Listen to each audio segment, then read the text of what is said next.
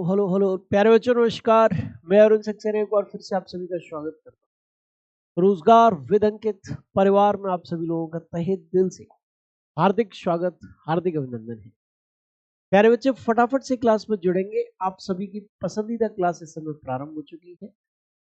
संदीप रावत जी, आरुष जी, सुमित कुमार जी, सचिन यादव जी, हिमांशु गुप्ता जी, अंकित कुमार जी, विशाल जी, वंश गोस्वामी जी, अनुज ठाकुर जी, सुनील जी, मयंक कुमार पटेल जी, नितिन कुमार जी, शिवम जाट जी, आप सभी लोग इस समय क्लास में लाइव हैं। बहुत बहुत स्वागत, बहुत बहुत अभिनंदन आप सभी लोगों का है। और जो बच्चे क्लास में लाइव नहीं आए वो फटाफट से लाइव आ जाइए, क्योंकि अब आपकी पसंदीदा क्लास प्रारंभ होने जा रही है। महत्वपूर्ण पुरस्कार, प्रमुख पुरस्कार, इस टॉपिक को हम लोग कराएंगे भाई। सबसे पहले प्रमुख पुरस्कार है ना, प्रमुख पुरस्कार, मेजर अवार्ड्स, प्रमुख पुरस्कार, मेजर अवार्ड्स, ये टॉपिक पहले तो हमें खत्म कराना है। उसके बाद अंतरराष्ट्रीय संगठन, इंटरनेशनल ऑर्गेनाइजेशंस, इस टॉपिक पर फिर हमें चर्चा करना। तो प्यारे साथी, आप सभी लोग जो अभी तक क्लास में नहीं जुड़े, फटाफट से क्लास में जुड़े। ठीक है जी, स्टार्ट करते हैं। वीरता पुरस्कारों की चर्चा कल की क्लास में हुई थी, आप सभी जानते हैं। इसके बाद नोबेल पुरस्कार हमने कराया था, वो भी आप सभी जानते हैं। और उसके बाद ऑस्कर पुरस्कारों की चर्चा आपके साथ है। मेरे प्यारे बेटा, अब हम चर्चा किसकी करने जा रहे हैं? अब हम चर्चा करने जा रहे हैं ऑस्कर पुरस्कारों के बाद रेमन मैग्सेसे पुरस्कार। किसकी? रेमन मैग्सेसे पुरस्कार की चर्चा हम लोग करने। बोलो जी, किसकी? रेमन मैग्सेसे पुरस्कार, रेमन मैग्सेसे पुरस्कार, रेमन मैग्सेसे पुरस्कार, इसकी चर्चा हम लोग मेरे प्यारे बच्चा आपके साथ करने जा रहे हैं। रेमन मैग्सेसे कौन थे? फिलीपींस के तीसरे राष्ट्रपति थे रेमन मैग्सेसे। जिस प्रकार नोबेल पुरस्कार स्वीडन के विद्वान अल्फ्रेड नोबेल की स्मृति में दिया जाता है, ऐसे ही फिलीपींस के तीसरे राष्ट्रपति रेमन मैग्सेसे की स्मृति में मेरे बच्चा रेमन मैग्सेसे पुरस्कार दिया जाता है। अब बेटा एक चीज और ध्यान रखना, क्वेश्चन आता है एशिया का नोबेल पुरस्कार किसे कहा जाता है? तो एशिया का नोबेल पुरस्कार मेरे प्यारे साथी रेमन मैग्सेसे पुरस्कार को ही कहा जाता है। एशिया के व्यक्तियों को दिया जाता है। पहले भारतीय जिसको रेमन मैग्सेसे पुरस्कार प्राप्त हुआ वो थे आचार्य विनोबा भावे। कौन थे? आचार्य विनोबा भावे थे। और आचार्य विनोबा भावे को क्यों रेमन मैग्सेसे पुरस्कार मिला? क्योंकि उन्होंने एक भूदान आंदोलन चलाया था। बोलो जी, कौन सा आंदोलन? भूदान आंदोलन चलाया। और भूदान आंदोलन के कारण ही उनको रेमन मैग्सेसे पुरस्कार जो है वो प्रदान किया गया था। क्या प्रदान किया गया था? रेमन मैग्सेसे पुरस्कार प्रदान किया गया, क्योंकि भूदान आंदोलन के दौरान उन्होंने जिन लोगों के पास जमीनें थी उनको आह्वान किया था कि भाई आप लोग उन लोगों के बारे में सोचिए जो गरीब हैं, जिनके पास कहीं भी जमीन नहीं है, और आप उनके हित में सोचते हुए उनको भू दान कीजिए, जमीन को दान कीजिए। ये उन्होंने आह्वान दिया था मेरे बच्चा। तो इस प्रकार से रेमन मैग्सेसे पुरस्कार के बारे में आप लोगों को जानकारी प्राप्त। ठीक है, अब रेमन मैग्सेसे पुरस्कार के बारे में जो बताया एक बार पुनः यहाँ पर लिखित तौर पर जानते हैं। मैंने क्या बताया था अभी अभी? ये मेरे बच्चा, फिलीपींस देश के तीसरे राष्ट्रपति रेमन मैग्सेसे की स्मृति में यह पुरस्कार सन 1958 से प्रदान किए जाते हैं। क्वेश्चन कैसे आएगा कि रेमन मैग्सेसे पुरस्कार किसकी स्मृति में दिए जाते हैं? तो फिलीपींस देश के तीसरे राष्ट्रपति रेमन मैग्सेसे की स्मृति में दी जाती है। इसकी स्थापना कब हुई थी? तो अप्रैल 1957 में इसकी स्थापना की गई थी। किसकी? रेमन मैग्सेसे पुरस्कारों की स्थापना अप्रैल 1957 में की गई थी, ये भी ध्यान रखें। ठीक है जी। अच्छा, इसके बाद अगर हम चर्चा करें, इसे एशिया का नोबेल पुरस्कार भी कहा जाता है। क्वेश्चन कैसे आएगा? निम्नलिखित में से किस पुरस्कार को एशिया का नोबेल पुरस्कार कहा जाता है? तो रेमन मैग्सेसे पुरस्कार को कहा जाता है। यह पुरस्कार एशिया के व्यक्तियों एवं संस्थाओं को उनके अपने क्षेत्र में विशेष उल्लेखनीय कार्य के लिए प्रदान किया जाता है। ठीक है जी। चलिए, और अब बात करते हैं कि भाई भारत के पहले रेमन मैग्सेसे पुरस्कार विजेता कौन थे? तो मेरे बच्चा प्रथम भारतीय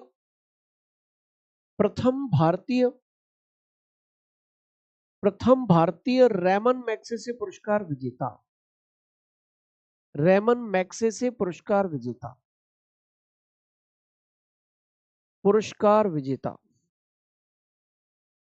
प्रथम भारतीय रेमन मैग्सेसे पुरस्कार विजेता कौन थे?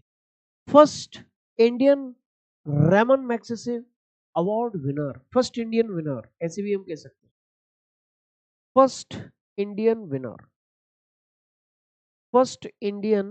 Winner Ramon Magsaysay award winner आखिरकार कौन थे? तो मेरे बच्चा पहले जो भारतीय रेमन मैग्सेसे पुरस्कार विजेता थे वो थे आचार्य विनोबा भावे। आचार्य विनोबा भावे ये प्रथम भारतीय थे जिनको रेमन मैग्सेसे पुरस्कार से सम्मानित किया गया था। बोलो जी, क्लियर है? समझ में आया आपको?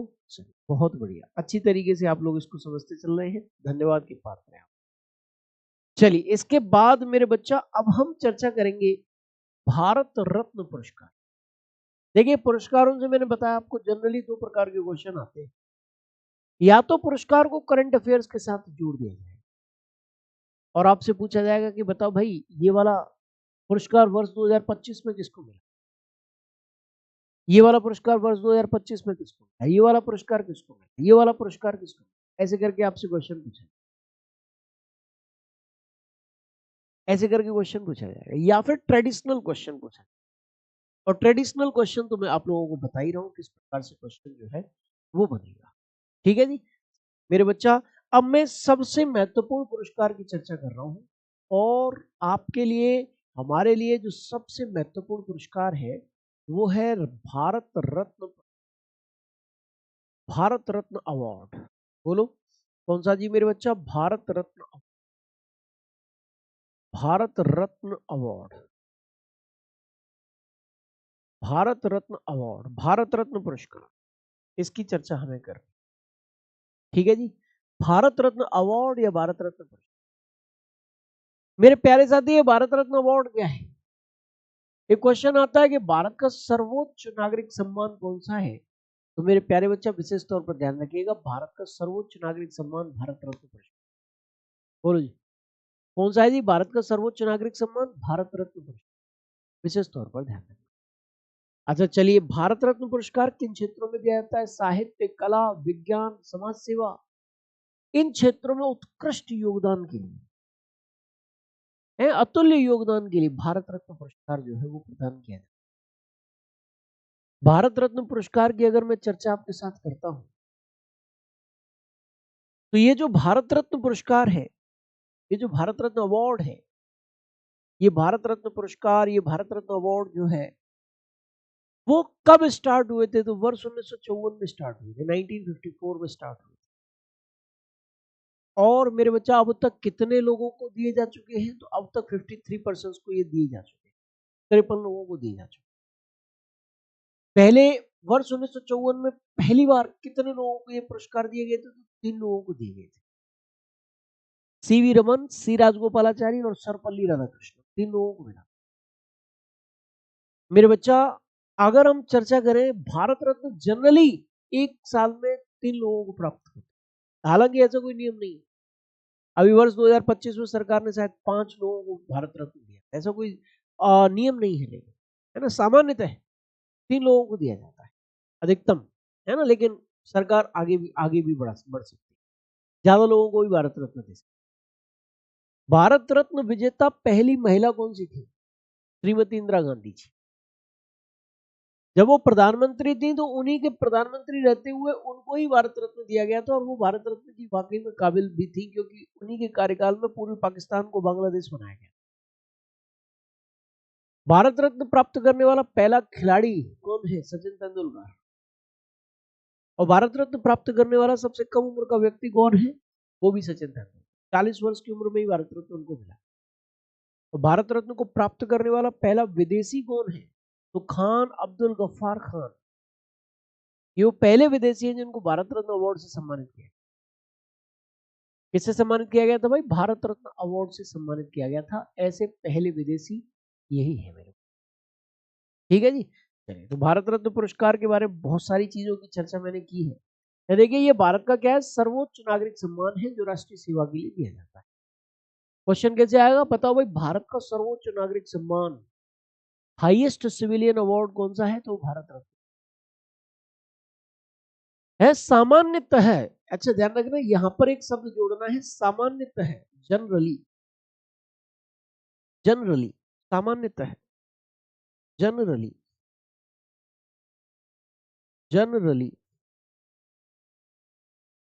ठीक है। ये अधिकतम कितने व्यक्तियों को दिया जा सकता है? एक वर्ष में अधिकतम 3 व्यक्तियों को ही भारत रत्न जो है वो दिया जा सकता है। एक वर्ष में अधिकतम 3 लोगों को भारत रत्न अवार्ड दिया जा सकता है। मेरे बच्चे, अगर मैं चर्चा करूं, भारत रत्न पुरस्कार साहित्य, कला, विज्ञान और सार्वजनिक सेवा के क्षेत्र में उत्कृष्ट कार्य करने के लिए दिया जाता है। ये वो क्षेत्र है। अच्छा, ये भी मैंने बता दिया कि ये जो पॉइंट लिखा हुआ है कि अधिकतम 3 लोगों को दिया जा सकता है, तो वो मैंने सामान्यतः लिख दिया। ऐसा कोई पक्का नियम नहीं है कि सरकार कोई बाध्य हो कि ज्यादा को दे दिया तो सरकार गिर जाएगी, लेकिन जनरली एक बात है। ठीक है जी मेरे बच्चा। अच्छा, इसकी शुरुआत, यानी क्वेश्चन आएगा कि भारत रत्न की शुरुआत कब हुई थी? तो 2 जनवरी 1954 को हुई। भारत के राष्ट्रपति डॉक्टर राजेंद्र प्रसाद जी के द्वारा इसकी स्थापना की गई। अब यहां से बनते हैं वो क्वेश्चंस जो पर्टिकुलरली भारत रत्न से है। पहली बार किसे मिला? पहली महिला जिसे पहली बार भारत रत्न मिला, पहला खिलाड़ी जिसे भारत रत्न मिला, पहला विदेशी जिसे भारत रत्न मिला, सबसे कम उम्र का व्यक्ति जिसे भारत रत्न मिला। ऐसे करके क्वेश्चंस जो है वो आपसे पूछे जा सकते। अच्छा, चलिए आगे बढ़ते हैं भाई।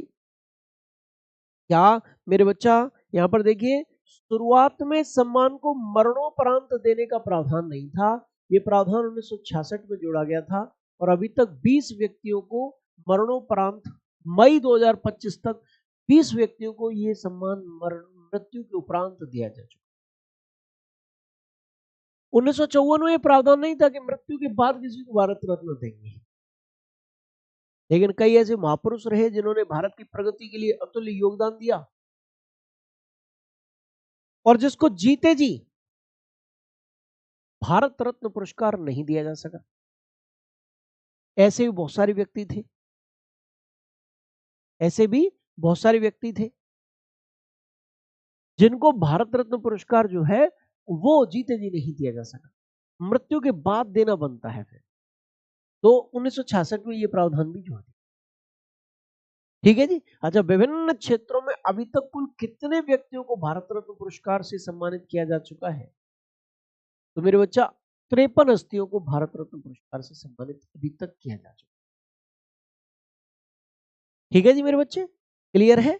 अच्छा, अब इसके बाद हम बात करें भाई कि भारत रत्न से सम्मानित पहले व्यक्ति कौन थे। तो पहली बार 1954 में भारत रत्न दिया गया था और भारत रत्न से सम्मानित पहले व्यक्ति कोई एक नहीं था, पहले सबसे पहले 3 लोगों को भारत रत्न दिया। भारत रत्न से अलंकृत प्रथम व्यक्ति doctor Sarvepalli Radhakrishnan, doctor CV Raman और चक्रवर्ती राजगोपालाचारी थे और उनको वर्ष 1954 में भारत रत्न पुरस्कार जो है वो प्रदान किया। कब किया गया था जी? भारत रत्न पुरस्कार 1954 में प्रदान किया गया। ठीक है जी। अब यहाँ पर लिखा हुआ कि अंतिम व्यक्ति जो भारत रत्न सम्मान से विजेता थे वो 2019 वाले व्यक्ति हैं, लेकिन अंतिम नहीं हुई। 2019 के बाद 2024 में भी भारत रत्न पुरस्कार जो है प्रदान किया गया है ना। तो अंतिम व्यक्ति अब वो होंगे जिनको वर्ष 2024 में भारत रत्न पुरस्कार दिया। ये अंतिम व्यक्ति है। 2024 में भारत रत्न पुरस्कार लाल कृष्ण आडवाणी जी, चौधरी चरण सिंह जी, पीवी नरसिम्हा राव जी, एमएस स्वामीनाथन जी, कर्पूरी ठाकुर जी को दिया गया था। ये भारत रत्न से सम्मानित आखिरी लोग हैं। 2024 के बाद भारत रत्न नहीं मिला। भारत रत्न प्राप्त करने वाले को भारत सरकार की ओर से कोई राशि नहीं दी जाती, बल्कि एक प्रमाण पत्र, तमगा मिलता है, एक सर्टिफिकेट मिलता है और एक मेडल मिलता है। जो भारत रत्न प्राप्त करने वाला होता है तो क्या मिलता है? एक सर्टिफिकेट और एक मेडल। ये 2 चीजें प्रदान की जाती है। हालांकि जो भारत रत्न पुरस्कार विजेता होता है उसको बाद में बहुत सारी सुख सुविधाएं प्राप्त होती क्या होती है, बाद में बहुत सारी सुख सुविधाएं प्राप्त हो जाती हैं, जैसे बहुत सारी जगहों पर छूट उनको प्राप्त हो जाती है। ठीक है जी, बोलो क्लियर है। अच्छा, इसके बाद अगर हम बात करें मेरे बच्चा, यहाँ देखिए सचिन तेंदुलकर 2014 में उनको भारत रत्न मिला, एकमात्र ऐसे खिलाड़ी हैं जिनको भारत रत्न पुरस्कार प्राप्त हुआ है, और वो भारत रत्न प्राप्त करने वाले सबसे कम उम्र के व्यक्ति। आपसे ये भी क्वेश्चन पूछा जा सकता है कि भारत रत्न को प्राप्त करने वाले सबसे कम उम्र के व्यक्ति कौन? राइट आंसर सचिन तेंदुलकर ही हो। ठीक है जी। अच्छा, प्रथम महिला जिसे भारत रत्न मिला, प्रथम महिला जिसे भारत रत्न मिला, जिसे भारत रत्न मिला, first female who got Bharat Ratna, first female who got Bharat Ratna, मेरे बच्चा कौन है वो? प्रथम महिला जिसे भारत रत्न मिला वो है मेरे बच्चा श्रीमती इंदिरा गांधी जी। श्रीमती इंदिरा गांधी जी, श्रीमती इंदिरा गांधी जी, ये वो प्रथम महिला है जिसे भारत रत्न पुरस्कार से सम्मानित किया, श्रीमती इंदिरा गांधी जी। बोलो जी क्लियर है। अच्छा मेरे बच्चा, इसके बाद अगर हम चर्चा करें पहले प्रथम विदेशी जिसे भारत रत्न पुरस्कार दिया गया,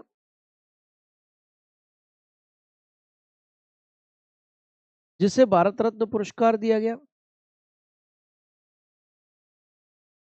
जिसे भारत रत्न पुरस्कार दिया गया, पहले विदेशी कौन थे जिसे भारत रत्न पुरस्कार दिया गया? बताओ जी। First foreigner who got Bharat Ratna, first foreigner, पहले विदेशी। तो मेरे बच्चा फर्स्ट नॉन इंडियन, ऐसे भी कह सकते हो, first non Indian who got Bharat Ratna, ये कौन थे भाई? तो मेरे बच्चा ये थे खान अब्दुल गफ्फार खान। बोलो कौन थे जी? खान अब्दुल गफ्फार खान थे, खान अब्दुल गफ्फार खान, खान अब्दुल गफ्फार खान। इनको कब मिला था भारत रत्न? 1987 ईस्वी में मिला। इंदिरा गांधी जी को भारत रत्न कब मिला? 1971 ईस्वी में मिला। और खान अब्दुल गफ्फार खान जी को कब मिला? 1987 ईस्वी में मिला। इन्हीं को किस नाम से जाना जाता है? इन्हीं को सीमांत गांधी के तौर पर जाना जाता है, इन्हीं को सीमांत गांधी के तौर पर जाना जाता है। ठीक है जी, इन्हीं को किस नाम से जाना जाता है? सीमांत गांधी के तौर पर इनको जाना जाता है, विशेष तौर पर। बोलो जी क्लियर है, समझ में आया आपको? बहुत बढ़िया। तो ये चीज आपको हो गई कंफर्म, कंप्लीट हो गई। ठीक है जी। चलिए, अब ये खान अब्दुल गफ्फार खान को सीमांत गांधी कहते थे, बादशाह खान कहते थे। इनको खान अब्दुल गफ्फार खान के बारे में जानते हो आप? खान अब्दुल गफ्फार खान जो है ये उत्तर पश्चिमी सीमांत प्रांत से संबंधित थे, और स्वतंत्रता के बाद वो उत्तर पश्चिमी सीमांत प्रांत पाकिस्तान में चला गया। कहां चला गया? वो पाकिस्तान में चला गया। तो जो बादशाह, जो खान अब्दुल गफ्फार खान थे, वो गांधी जी के विचारों से प्रेरित थे और उत्तर पश्चिमी सीमांत प्रांत से संबंधित थे, इसलिए सीमांत गांधी कहते हैं। वो बादशाह खान भी कहा जाता है, बच्चा खान भी कहते हैं। उन्होंने एक संगठन बनाया था, खुदाई खिदमतगार, और साथ ही उन्होंने एक आंदोलन भी चलाया था, लाल कुर्ती। क्या चलाया था? लाल कुर्ती आंदोलन। मेरे बच्चे में किसकी चर्चा कर रहा हूं? मैं बात कर रहा हूं आपके साथ, बोलो किस चीज की? खान अब्दुल गफ्फार खान। खान अब्दुल गफ्फार खान, खान अब्दुल गफ्फार खान,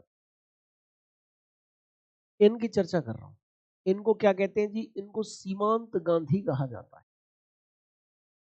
सीमांत गांधी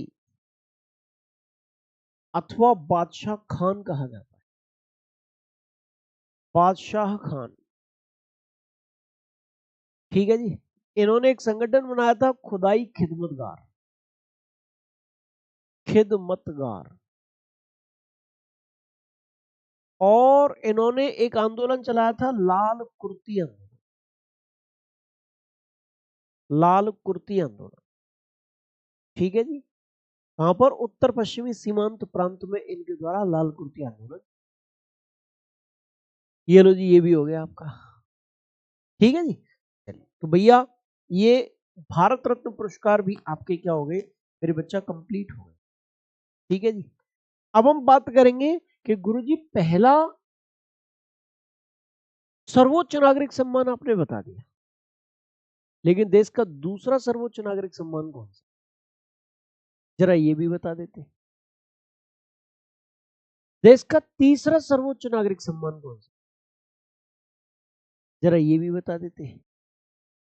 देश का चौथा सर्वोच्च नागरिक सम्मान कौन सा? जरा ये भी बता देते।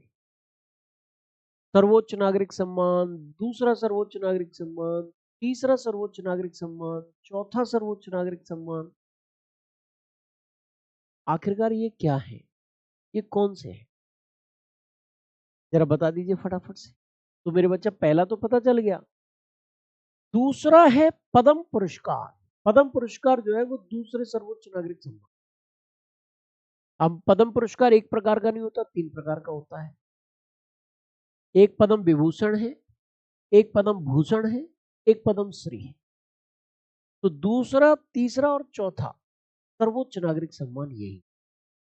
इनकी स्थापना भी ज्यादातर की 2 जनवरी 1954 को ही हुई है और विभिन्न व्यक्तियों को दिए जाते हैं। विशेष तौर पर इनके लिए सबसे महत्वपूर्ण यही है कि वर्ष 2025 में या वर्ष 2026 में ये पुरस्कार प्राप्त हुए। करंट अफेयर्स के साथ मैच करके ही आपसे पूछा या फिर डायरेक्ट ऐसे पूछा जाएगा कि दूसरा सर्वोच्च नागरिक सम्मान कौन सा, तीसरा सर्वोच्च नागरिक सम्मान कौन सा, चौथा सर्वोच्च नागरिक सम्मान कौन सा, second highest civilian award, third highest civilian award और फोर्थ हाईएस्ट सिविलियन, ऐसे करके क्वेश्चन आपसे पूछे जाएंगे।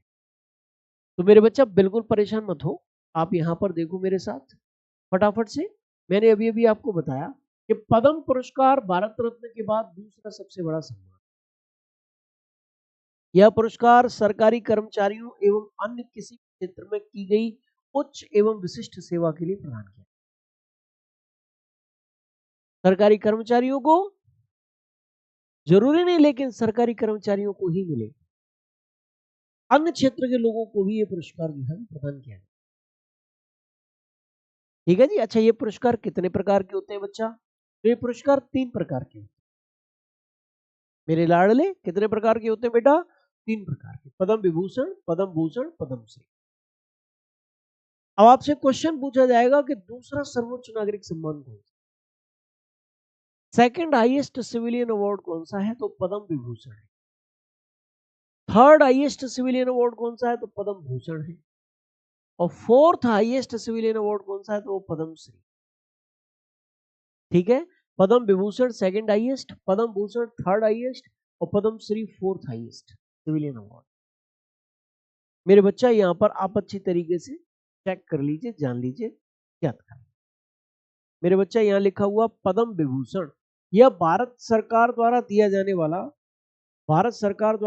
वाला दूसरा उच्च नागरिक सम्मान है, जो भारत के राष्ट्रपति द्वारा विभिन्न क्षेत्रों में बहुमूल्य योगदान के लिए दिया जाता है। मैं बात पद्म विभूषण की कर रहा हूं, मैं बात किसकी कर रहा हूं? पद्म विभूषण की।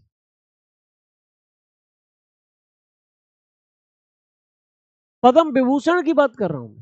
और सुनो, इसकी स्थापना 2 जनवरी 1954 को की गई थी और 1954 में प्रथम अलंकृत व्यक्ति सत्येंद्र नाथ बोस व अन्य थे।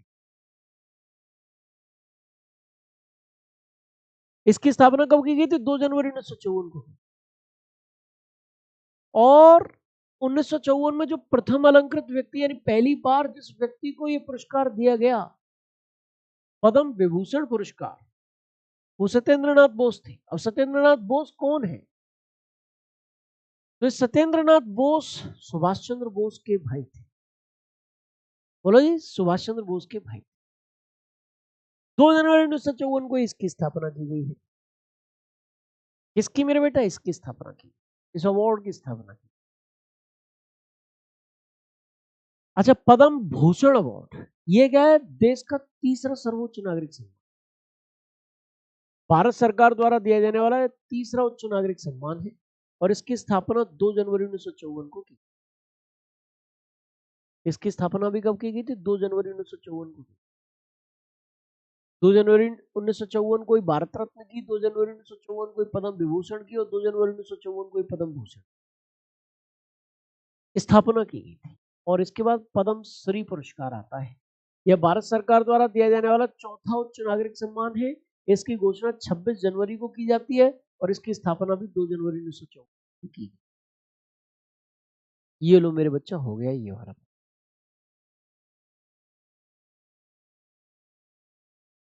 अब हम ज्ञानपीठ पुरस्कार पर चलते हैं।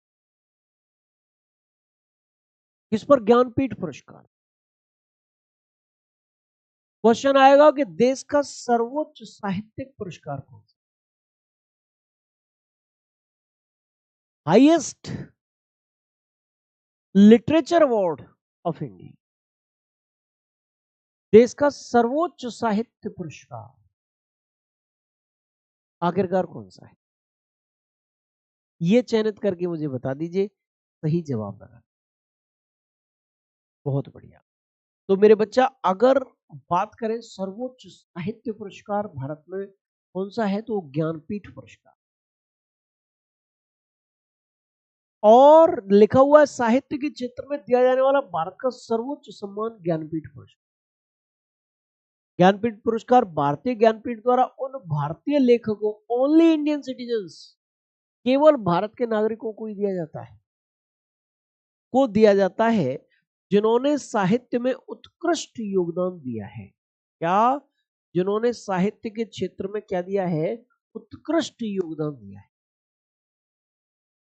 उनको ये ज्ञानपीठ पुरस्कार जो है वो प्रदान किया। क्या किया जाता है जी? उनको ये ज्ञानपीठ पुरस्कार मेरे प्यारे बच्चा प्रदान किया है विशेष तौर पर। क्लियर है जी? समझ में आया? बहुत बढ़िया, अच्छी बात है। उनको ज्ञानपीठ पुरस्कार प्रदान किया जाता है। अच्छा, अब यहां से क्वेश्चन आता है कि पहले भारतीय जिनको भारत ये ज्ञानपीठ पुरस्कार मिला वो कौन थी,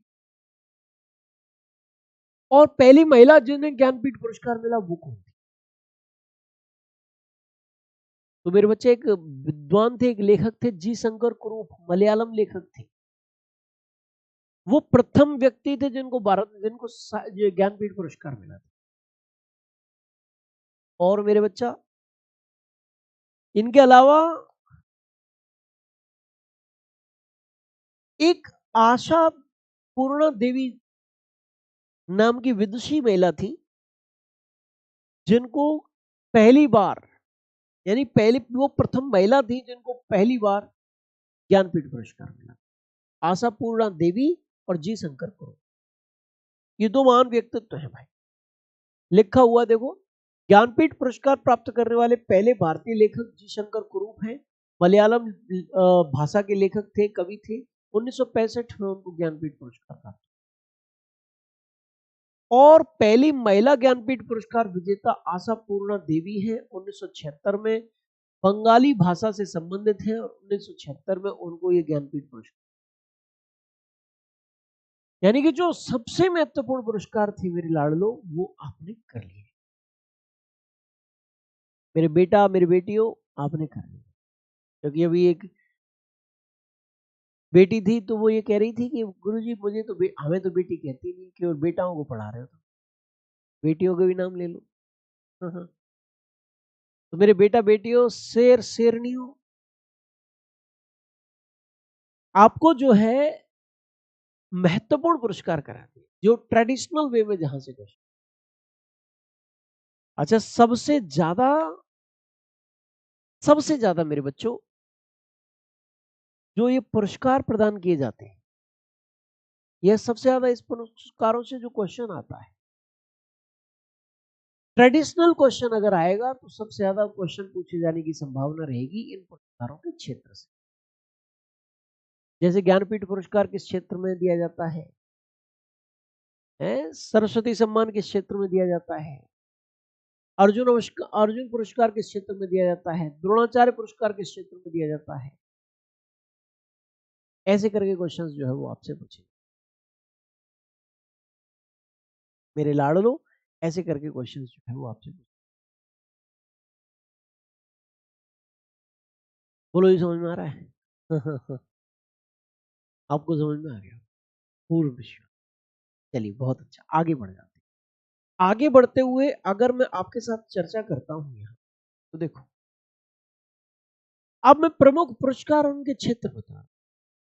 जैसे नोबेल पुरस्कार साहित्य, शांति, चिकित्सा, भौतिकी, रसायन एवं अर्थशास्त्र के क्षेत्र में प्रदान किया जाता है। ऑस्कर पुरस्कार फिल्म जगत के क्षेत्र में ये पुरस्कार प्रदान किया जाता है। फिल्म जगत के क्षेत्र में, सिनेमा जगत के क्षेत्र में जो है ये पुरस्कार दिया जाता है। ठीक है जी। अच्छा, बुकर पुरस्कार है किस क्षेत्र में दिया जाता है? साहित्य के क्षेत्र में। पुलित्जर पुरस्कार है किस क्षेत्र में?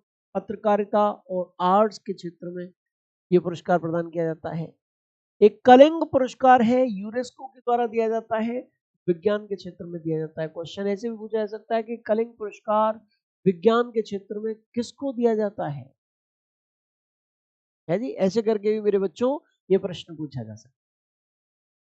ठीक है, कलिंग पुरस्कार मेरे भाई।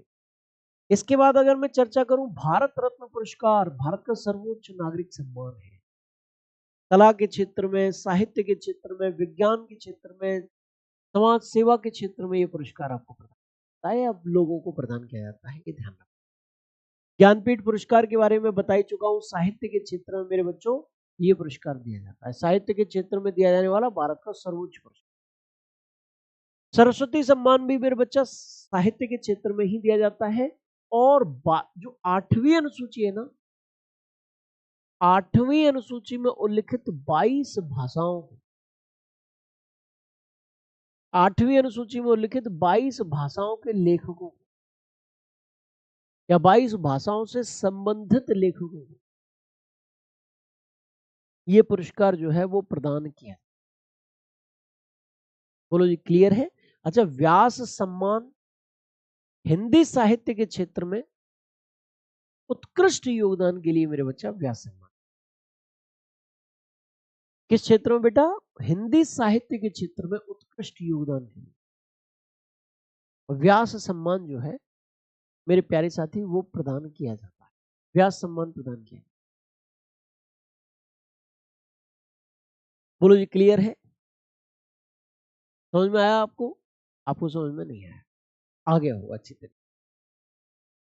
अब या तो ये क्षेत्र से पूछ लिया जाएगा या फिर वर्ष 2025 में किसे मिला ऐसे पूछ लिया जाएगा है? बोलो, क्लियर है? अच्छा चलिए, ग्रैमी पुरस्कार भी एक फेमस पुरस्कार है, संगीत के क्षेत्र में प्रदान किया।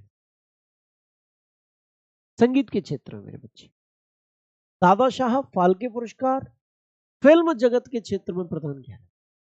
दादा साहब फाल्के पुरस्कार भारत में सिनेमा जगत के क्षेत्र में दिया जाने वाला सर्वोच्च पुरस्कार दादा साहब फाल्के पुरस्कार। भारतीय सिनेमा के पिता किसे कहा जाता है? भारतीय सिनेमा का पिता तो दादा साहब फाल्के को ही कहा जाता है, और उन्हीं के नाम पर दादा साहब फाल्के पुरस्कार रखी गई। ठीक है जी। अच्छा, रेमन मैग्सेसे पुरस्कार मेरे बच्चा सरकारी सेवा, जन सेवा, साहित्य, पत्रकारिता आदि क्षेत्र में ये पुरस्कार प्रदान किया जाता है। ठीक है जी। अच्छा, इसके बाद मेरे बच्चा ध्यानचंद पुरस्कार, इसका पुराना नाम क्या है? राजीव गांधी खेल रत्न पुरस्कार, जिसका नाम वर्ष 2021 में चेंज कर दिया गया और खेलों में जीवन भर की उपलब्धि के लिए प्रदान किया जाता है और highest sporting honour of India. Question आएगा कि भारत में खेल के क्षेत्र में दिया जाने वाला सर्वोच्च पुरस्कार कौन सा है? तो ध्यानचंद। बताओ जी कौन सा है वो? ध्यानचंद पुरस्कार। विशेष तौर पर ध्यान रखना।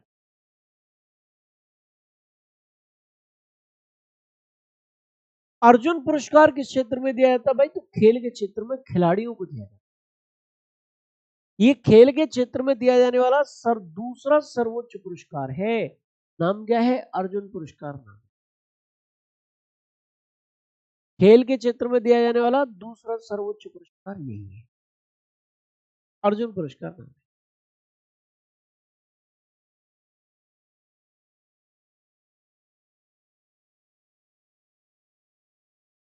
द्रोणाचार्य पुरस्कार जो प्रशिक्षक है, एजुकेटर है, जैसे मैं, कोच है, हालांकि मैं तो शिक्षा देने का काम कर रहा हूं, शिक्षा जगत से जुड़ा हूं, लेकिन खेल से जुड़े हुए जो कोच है, प्रशिक्षक है, उनको ये पुरस्कार दिया जाता है द्रोणाचार्य पुरस्कार। खेल प्रशिक्षण के क्षेत्र। द्रोणाचार्य कौन थे? पांडवों के, कौरवों के गुरु थे। इन्होंने युद्ध कला में पांडव और कौरवों को निपुण किया था। बोरलॉग पुरस्कार कृषि और पर्यावरण के क्षेत्र में उत्कृष्ट योगदान के लिए दिया जाता है। नॉर्मन अर्नेस्ट बोरलॉग किस रूप में जाने जाते हैं? विश्व में हरित क्रांति के जनक के तौर। जाहिर सी बात है कि उनके नाम पर अगर किसी पुरस्कार का नाम रखा गया है तो कृषि और एनवायरमेंट के क्षेत्र में उत्कृष्ट योगदान के लिए ही दिया जाता है। मेरे बच्चा धन्वंतरी पुरस्कार किसे दिया जाता है? तो चिकित्सा के क्षेत्र में मेरे बच्चा धन्वंतरी पुरस्कार प्रदान किया जाता है। बोलिए किस क्षेत्र में? चिकित्सा के क्षेत्र। धन्वंतरी पुरस्कार जो है मेरे बेटा, मेरे लाडलो, ये पुरस्कार दिया जाता है। ठीक है जी। पीसी राय पुरस्कार किसे दिया जाता है? चिकित्सा के क्षेत्र में दिया जाता है, और one of the highest award in the field of medicine. Bharat में चिकित्सा के क्षेत्र में दिए जाने वाले सर्वोच्च पुरस्कारों में से एक पुरस्कार बीसी राय पुरस्कार, और एक है भटनागर पुरस्कार, विज्ञान के क्षेत्र में दिया जाता है, और one of India highest award in the science. विज्ञान के क्षेत्र में दिए जाने वाले सर्वोच्च पुरस्कारों में से एक पुरस्कार भटनागर पुरस्कार है। ये भी आप देख लो। इस प्रकार से जो प्रमुख पुरस्कार हैं वो कंप्लीट हो गए। ठीक है जी, वो कंप्लीट हो गए मेरे जो प्रमुख पुरस्कार। Topic complete. ठीक है जी, टॉपिक कंप्लीटेड। ठीक है जी मेरे बच्चा, टॉपिक कंप्लीट। भारत में प्रथम कंप्लीट, विश्व में प्रथम कंप्लीट, भारत में सबसे ऊंचा, सबसे लंबा, सबसे बड़ा कंप्लीट, विश्व में सबसे ऊंचा, सबसे लंबा, सबसे बड़ा कंप्लीट, प्रमुख पुरस्कार कंप्लीट। अब नेक्स्ट टॉपिक क्या है? अंतरराष्ट्रीय संगठन, इंटरनेशनल ऑर्गेनाइजेशन। ये नेक्स्ट टॉपिक है मेरे बच्चा। किसकी चर्चा कर रहा हूं मैं? अंतरराष्ट्रीय संगठनों की चर्चा। अंतरराष्ट्रीय संगठन, अंतरराष्ट्रीय संगठन, इंटरनेशनल ऑर्गेनाइजेशन, इंटरनेशनल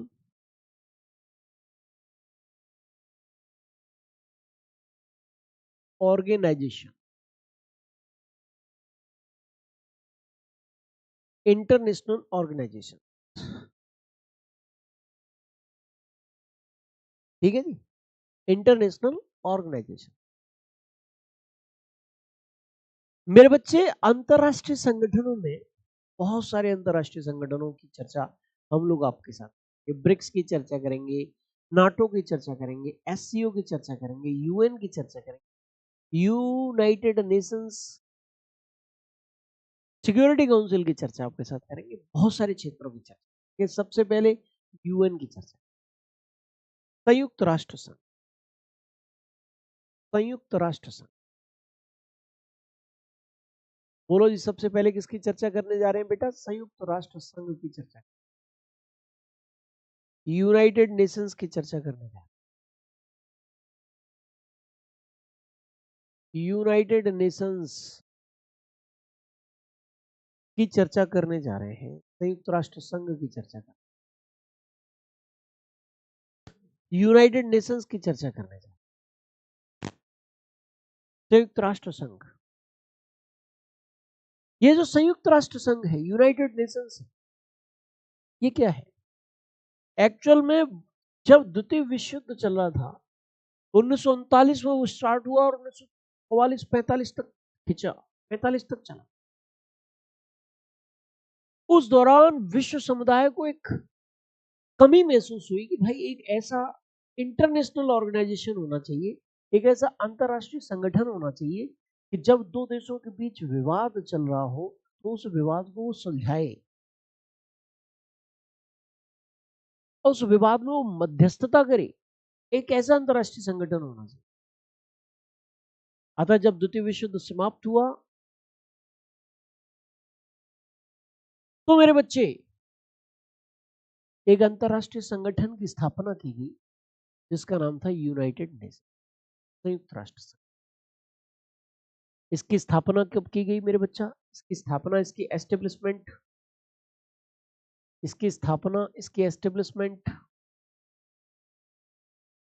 तो इसकी एस्टेब्लिशमेंट जो हुई मेरे बच्चा वो हुई है 24 अक्टूबर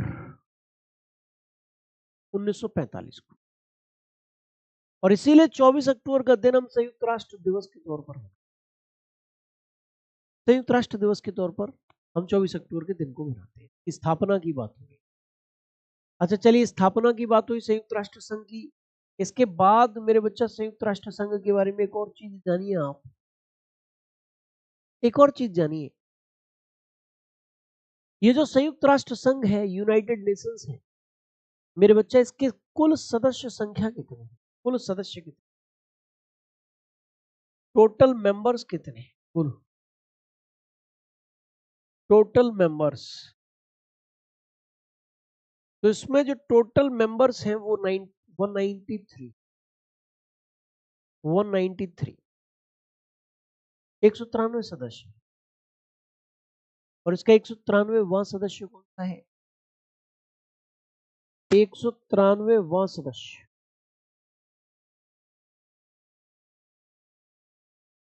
193वां सदस्य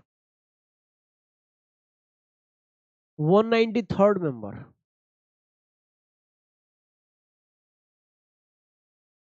193rd मेंबर, ये कौन सा देश है? तो 193rd मेंबर जो है इसका, 193वां सदस्य जो है इसका, वो मेरे बच्चा है दक्षिणी सूडान।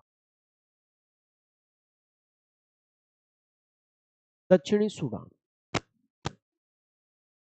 ये इसका 193वां सदस्य है, 193rd मेंबर है। तो इसकी स्थापना 24 अक्टूबर 1945 को हुई। इसकी कुल सदस्य संख्या 193 है और इसके 193वां सदस्य दक्षिणी सूडान। ये देख लो आप, ठीक है जी। इस संयुक्त राष्ट्र संघ के बहुत सारे अंग हैं, बहुत सारे भाग हैं। जैसे एक है जनरल असेंबली, एक है सिक्योरिटी काउंसिल, एक है मानवाधिकार परिषद, ऐसे करके इसके बहुत सारे भाग हैं मेरे बच्चा, बहुत सारे भाग हैं इसके।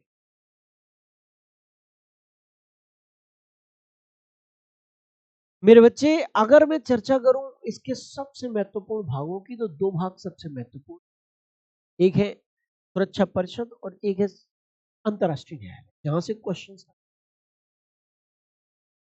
तो संयुक्त राष्ट्र संघ के भाग मेरे बच्चा, संयुक्त राष्ट्र संघ के भागों की चर्चा करें तो संयुक्त राष्ट्र सुरक्षा परिषद की चर्चा सबसे पहले।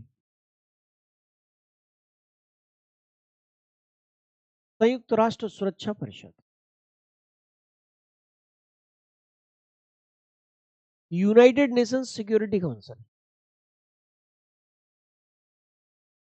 United Nations security council, United Nations security council,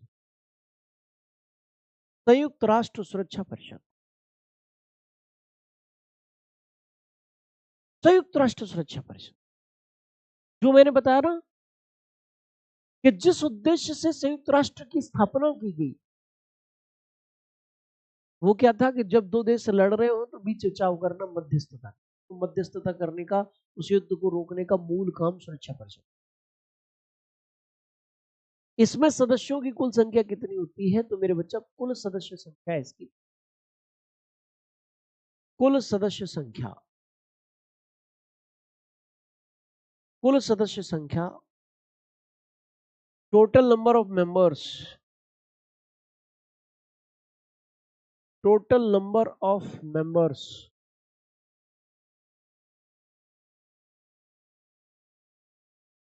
total number of members जो हैं वो है भाई 15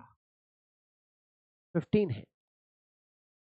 कुल सदस्य 15 है इसके। इनमें से स्थायी सदस्य कितने हैं? इनमें से स्थायी सदस्य कितने हैं? इनमें स्थायी सदस्य कितने हैं और इनमें अस्थायी सदस्य कितने?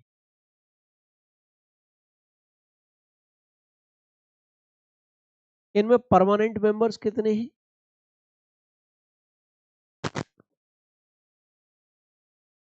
परमानेंट मेंबर्स कितने हैं और इसमें नॉन परमानेंट मेंबर्स कितने?